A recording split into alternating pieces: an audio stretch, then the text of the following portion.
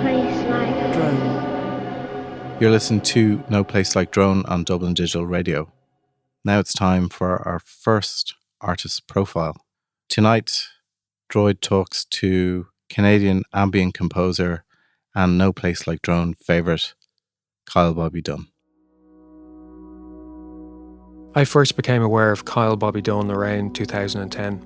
I'd been away from ambient music for a few years, and when I started paying attention again, it seemed like his name was everywhere. At that stage, he had already released half a dozen albums with mostly self-referential ironic titles and was getting a lot of positive coverage in the music press. It seemed like he'd achieved a minor miracle in making inroads into the mainstream whilst working in an austere, obscure genre.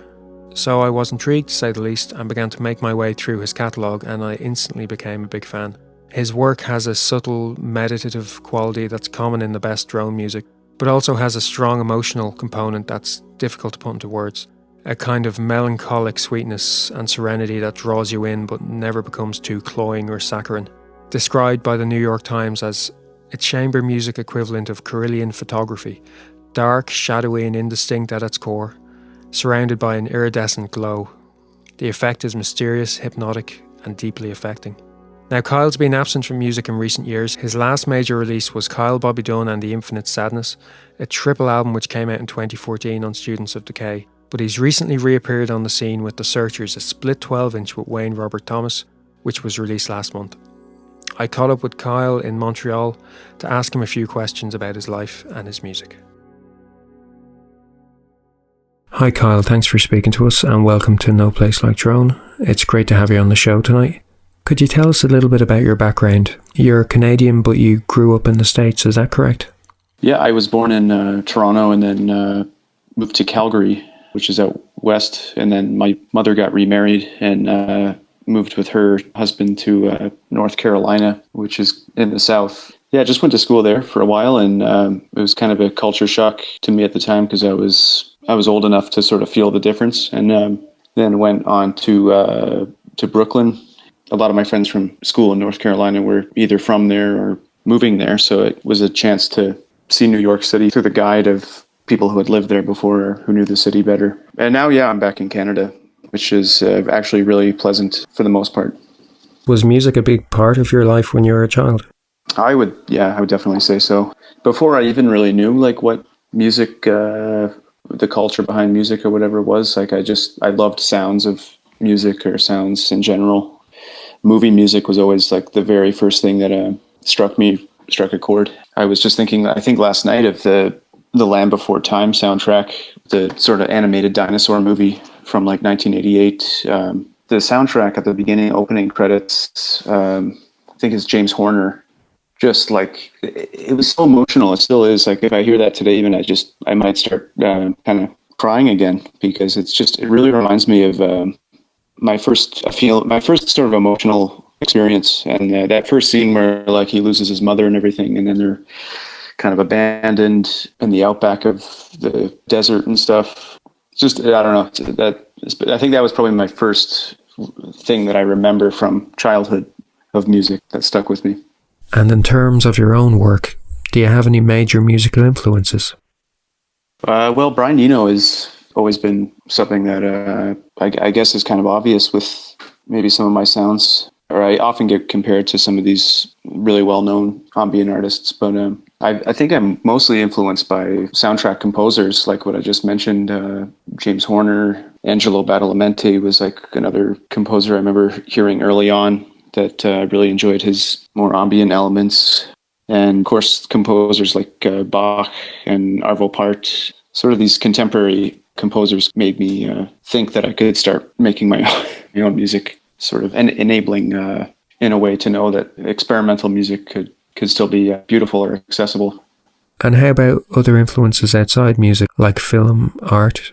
Yeah, I was mostly interested in film or becoming a filmmaker when I was young, pre-high school even. I thought that I was going to go into film school. I was making the sounds in the music for my earliest films, and I just found it was a more cost-effective way to kind of tell stories. Even today, I just consider what I do to sort of be soundtrack music without an actual film accompaniment. Yeah, I've been deeply inspired by a lot of films. It's just there's way too many to kind of go into lists of, and Honestly, I think I just enjoy any film that was from the 70s is worth watching, whether it be, drama, sci-fi, horror, the European films from that era. Just everything from the 70s was incredible. If I discover a film I didn't know about from the 70s, I'll just automatically watch it. I was amazed when I first learned that a lot of your stuff, maybe all of your stuff, is based on acoustic instruments. How do you transmute the acoustic sources into the pure tones that characterize your work?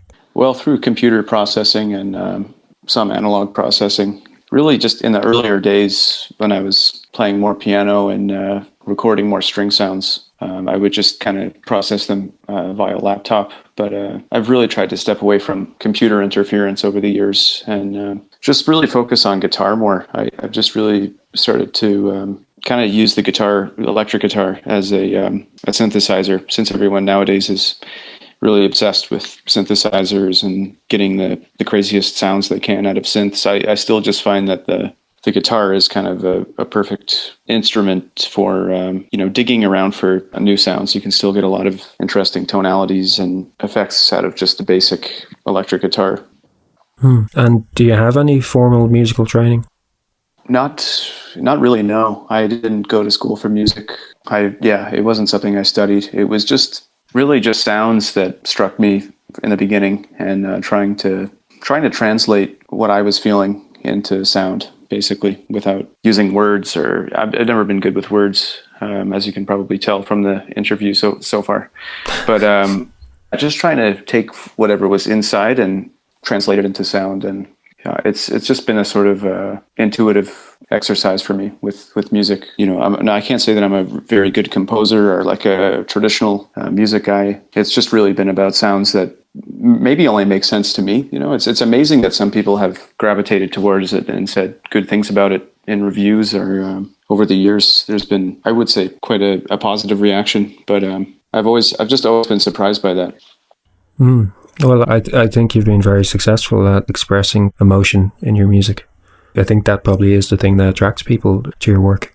I mean, I'm still trying to go for that transcendent thing, but because I'm not using traditional methods, or I'm not like one of these traditional greats like Johan Johansson was doing with his kind of transcendent orchestral music, or Arvo Pärt does with his. It just, I know these guys are like actual schooled composers. So for me, it's a process of, sometimes in life, often in life, you don't have the words for how life is affecting you, and you just sort of bottle it up until it releases in some way. And I know sometimes it can be in violent ways, it can be in emotional ways, or cathartic ways. But, music really has been a release for my frustrations, just like any artist or painter or athlete.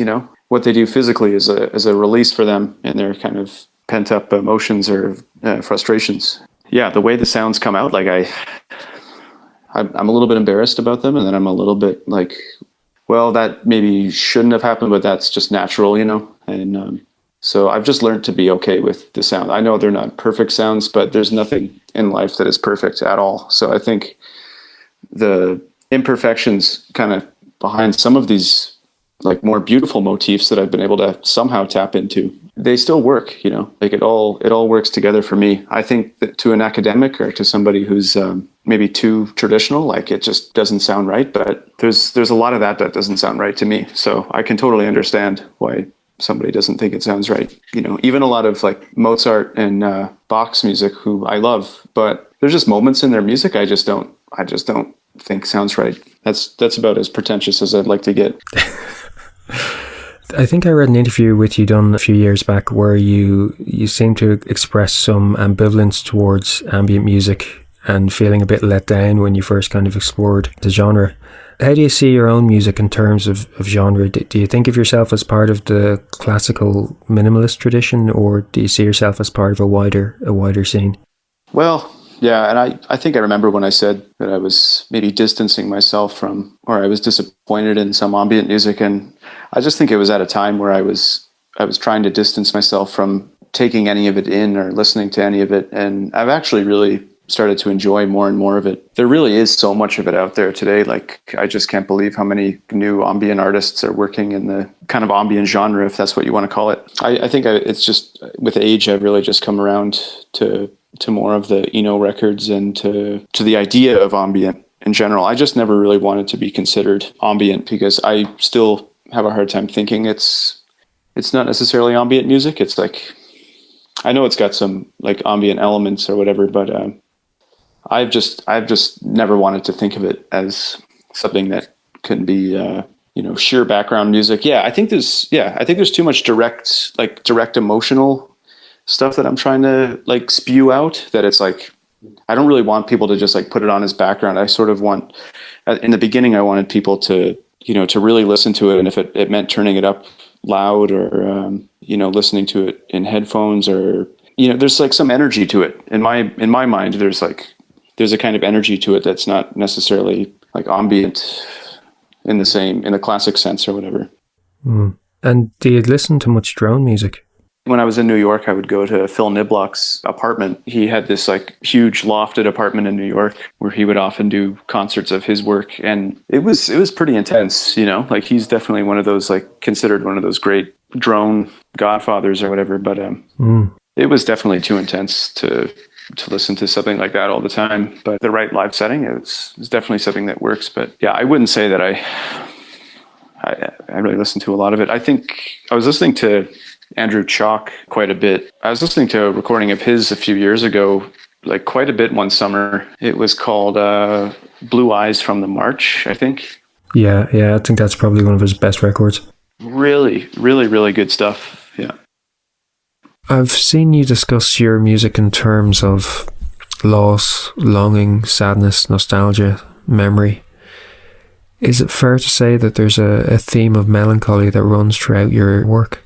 Yeah, I think since the very beginning, it's been a sense of it there, even on some of your happiest moments, happiest days, and even in some of the happiest songs. Actually, I've long been a fan of these kind of happy pop songs and stuff, but still a great deal of sadness in some of these songs, and even like great bands like Fleetwood Mac. I'm a huge Fleetwood Mac fan. I find a lot of their songs are, they're catchy and they're really sad, some of the lyrics and stuff. Yeah, overall, I think the music just kind of came out sounding a certain way, and it was very much something that I also keep kind of going through as a person. I kind of keep having a lot of disappointment and a lot of sadness in my own life. So it just seems appropriate to kind of make a little time capsule of these moments in life.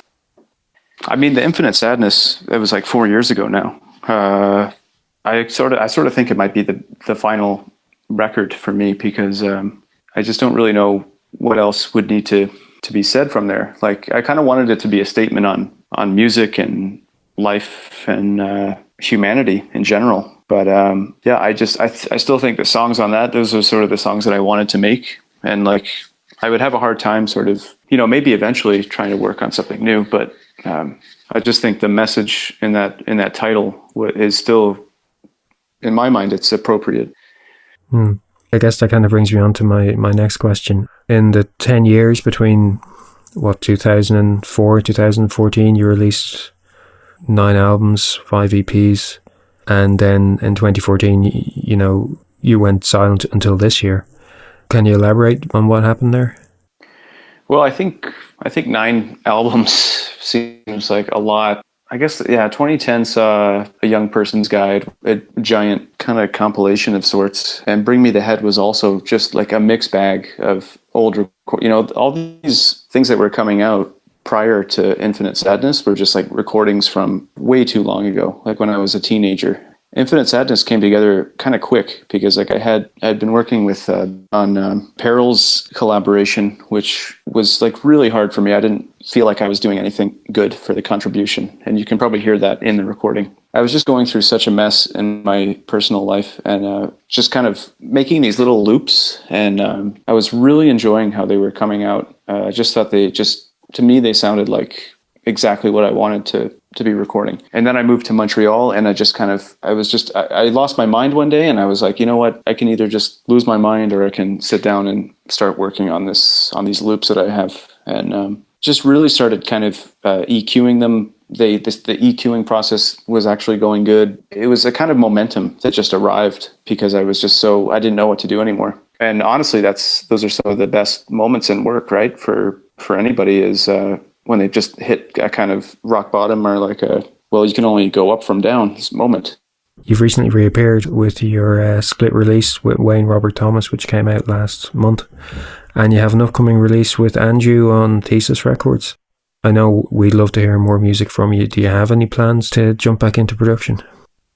It's kind of on the brim. I mean, there's definitely some writer's block. There's just days that I think the brooding and the sitting around dwelling about not doing it just is part of the process now. I definitely would like to work on something again, but I just don't know in what capacity anymore. I think just the state of the world and like even the music industry is at, like, there's just so much that I'd like to kind of think about a little bit more carefully. You know, the new thing with Wayne Rob Thomas was interesting because that too was just a moment in time that I just felt really inspired and like exuberant even. I think there's quite a lot of sort of light in that new song. The other pieces from the past just seem so drab and like kind of dull in comparison to that. So perhaps the next thing will just be sort of like, you know, too much sunshine in the eyes. You might need sunglasses for the next to listen, you know.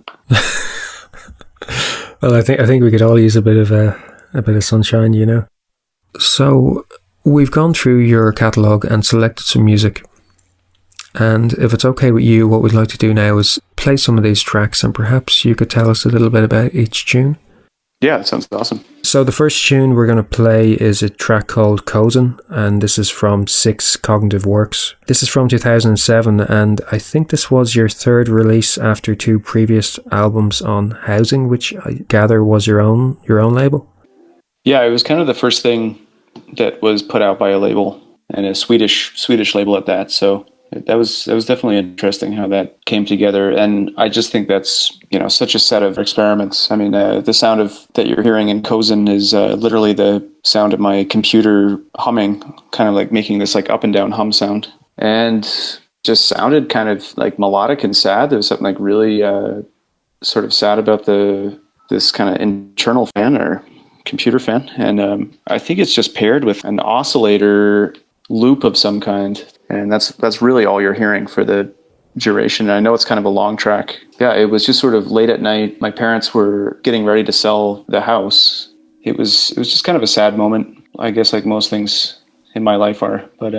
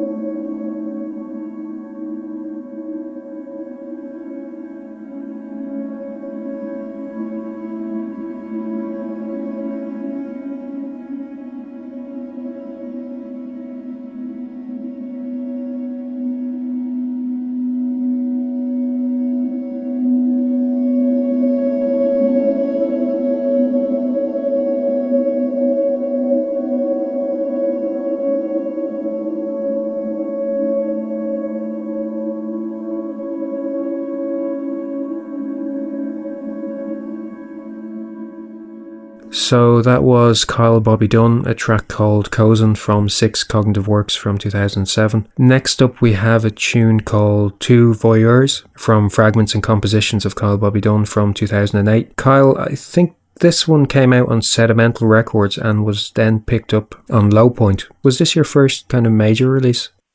Yeah, I would say so, and kind of proper release. And it's for the most part just all strings and piano, so I thought the tracks kind of fit neatly together. But yeah, Two Voieurs is a mix of pianos recorded at the Banff Centre in Alberta and some field recordings, and then we found another piano in a ballroom at the Banff Springs Hotel, and that's just trying to utilize some of the natural reverb of this kind of old classic hotel kind of stashed up in the Rocky Mountains.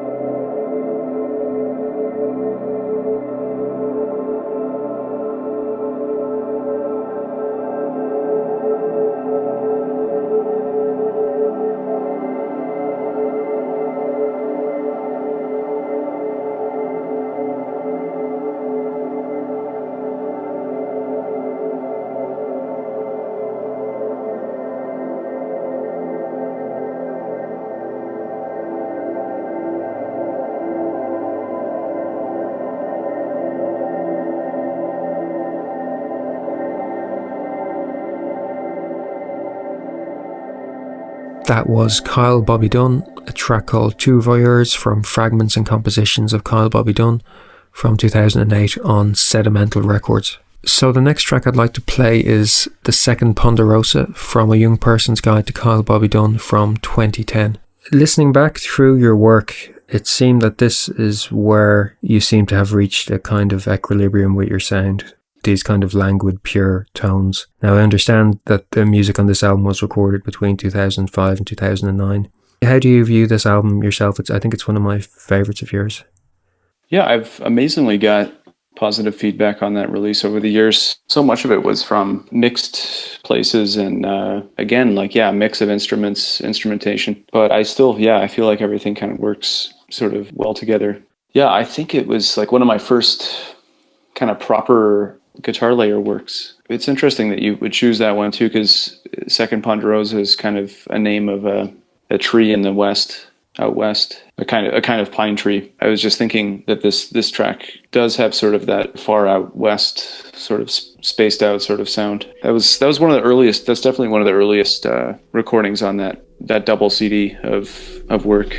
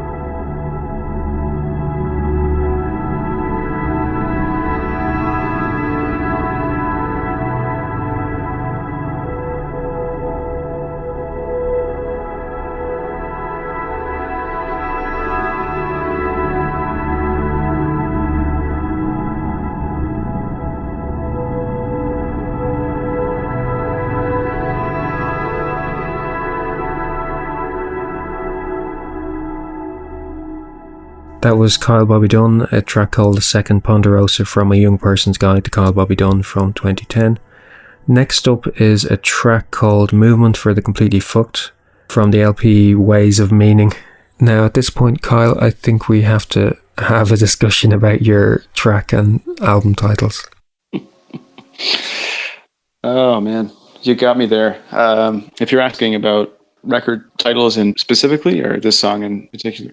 Well, I think your record titles actually helped in some ways to kind of gave you a kind of strong identity, you know, and obviously your name is in each title. And I think that was probably something that maybe helped you to some extent. Absolutely. And I just kind of wanted it to just break some ice with, just sort of lighten the mood. Maybe there's, and maybe when you mentioned my name is in the titles or whatever, it's, it's just coming from me, you know, or it's just that it's, my name is often referenced because it's just me that's making the sounds, or that it's, you know, it's coming from myself. I think many artists, some of them are actually sitting down and thinking like, you know, if I make this sound this way, like, are people going to like it? Or some people are really self-conscious about when they sit down to work on something. I've just never been that way. I've never, you know, set out to make something a little bit maybe easier for someone to digest or someone to understand. Or I think the thing that struck me about your titles is in a genre of music where people tend to take themselves very seriously, there was a sense of humor there, or a sense of irony there that I think maybe connected with people to some extent. Yeah, absolutely. Yeah. And that even when you can get to some of your most serious moments, your darkest moments, it's important to still see this kind of sort of ridiculousness at play.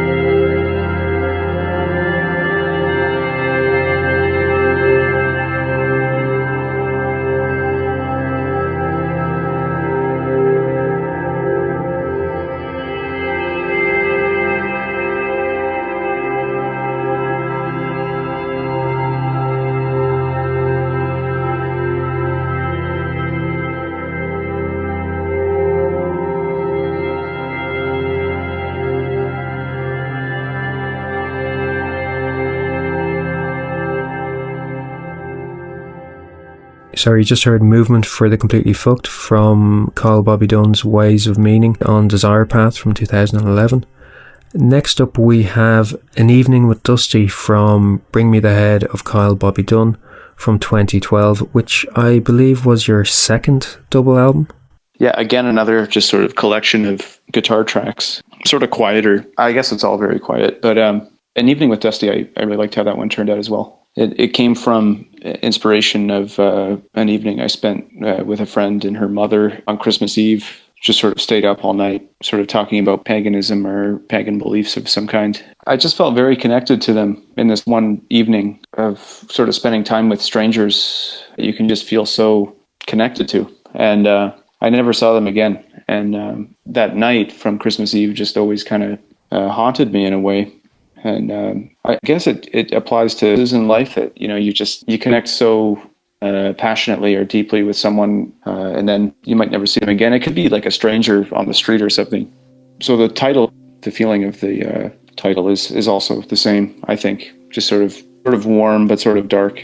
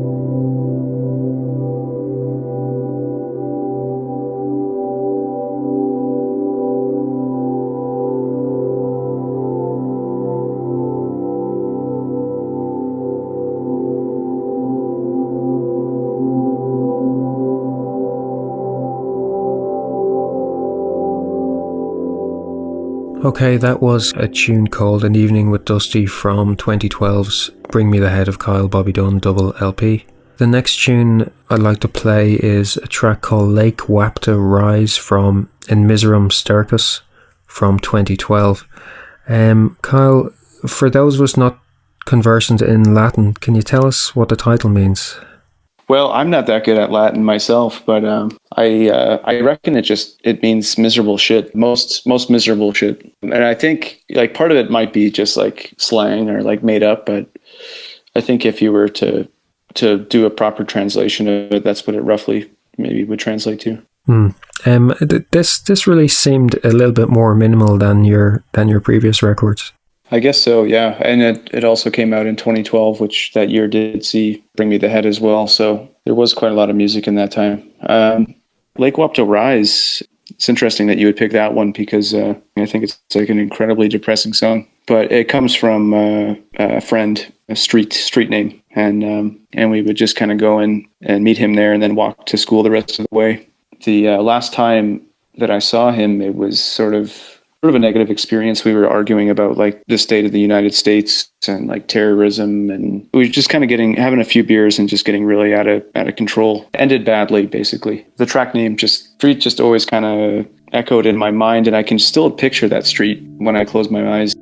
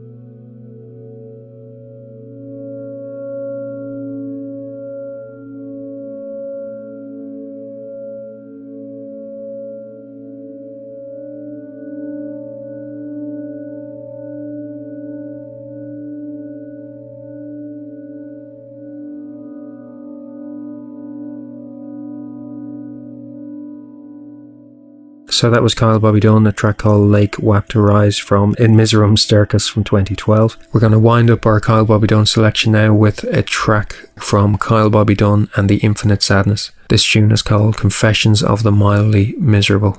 I think we've discussed this record already, but is there anything you'd like to say about this track? Yeah, I mean, I know most of the songs are quite depressing, and the stories behind them, it's just like, they do tend to all sort of, come down to some of the same things. But yeah, I actually really like how that track turned out. And sort of like one of the shorter movements of that triple LP where just the progression of the song actually works better than half the stuff on there.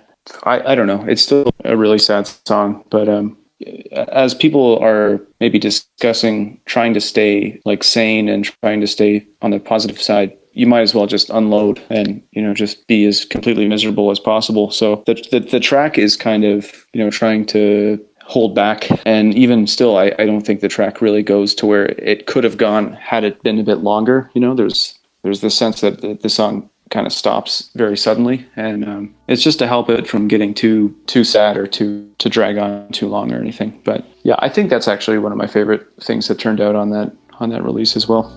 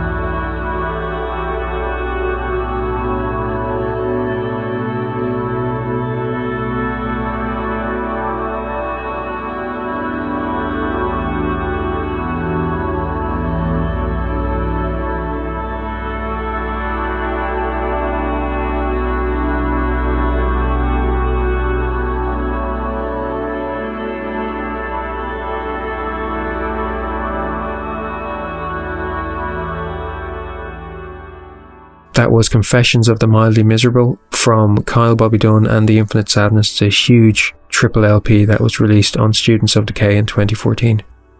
Kyle, thanks so much for speaking to us tonight. It's been really interesting hearing your thoughts. Before you go, could I ask you to pick a piece of music that holds some kind of meaning for you?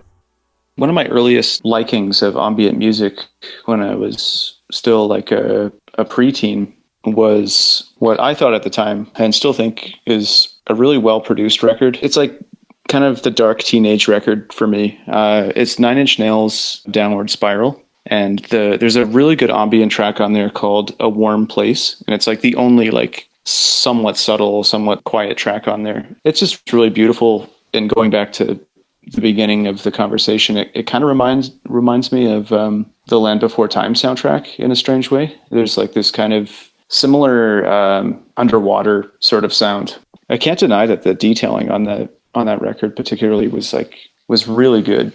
It was just like he was super in touch with how he was feeling and just wanted to put that into sound. It was definitely an influencer of some kind when I was a youngster, and I was thinking about making my own music someday was probably that record. But yeah, it's called A Warm Place, and it would be nice if you could outro that one maybe. Kyle, thank you so much. We're going to play that tune now. It's been really great speaking to you. It's been great to talk to you. Yeah, have a great night.